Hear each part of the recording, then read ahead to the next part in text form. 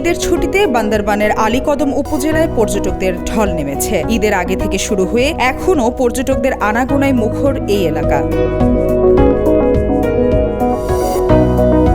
পর্যটকদের সবচেয়ে বেশি ভিড় লক্ষ্য করা গেছে আলী সুড়ঙ্গ, ডিম পাহাড়, ঝিরি ঝর্ণা, দোশ্রী ঝর্ণা, পালংকিয়া এলাকা এবং আলীকদম কুরুকপাতা পোয়ামুহুরী সড়কে। মনোরম পাহাড়ি পরিবেশ, মেঘে আচ্ছাদিত পাহাড়চূড়া, ঝর্ণার সৌন্দর্য এবং আঁকাবাঁকা পাহাড়ি সড়কের অপরূপ দৃশ্য উপভোগ করতে প্রতিদিন শত শত পর্যটক ভিড় জমাচ্ছেন এখানে।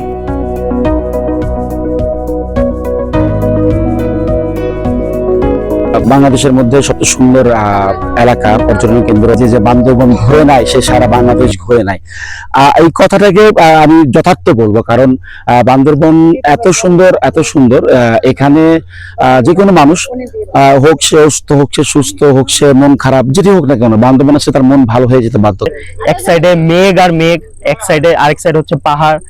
তো এর মধ্যে দিয়ে আমরা গাড়িতে যাচ্ছি, গাড়ির স্পিড, যে বাতাস, যে গান, আর আমাদের সবার যে কণ্ঠ মিলে আমরা গান গাইলাম এই ওয়েদারের মধ্যে, আমাদের ফোটা ফোটা বৃষ্টি পড়তেছে, এই এক্সপিরিয়েন্সটা আমাদের once in a lifetime মনে হয়েছে।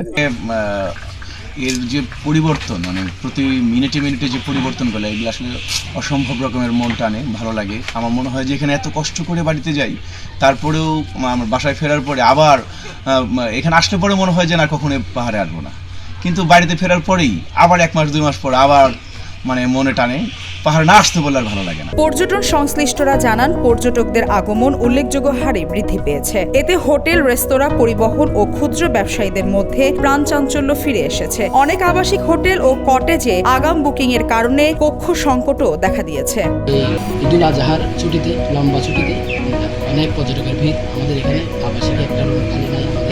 আমরা পর্যটকদের সেবা দিতে পেরে আমরা নিজেরাই খুশি এবং আমরা চাই এই পর্যটক সম্ভাবনাটা উৎসব কেন্দ্রিক না হয়ে সবসময় আমাদের কাছে আসুক। উপজেলা প্রশাসন সূত্রে জানা গেছে, পর্যটকদের নিরাপত্তা নিশ্চিত করতে সতর্ক অবস্থানে রয়েছে আইন শৃঙ্খলা বাহিনী। মালিহা চৌধুরী, আয়না টেলিভিশন।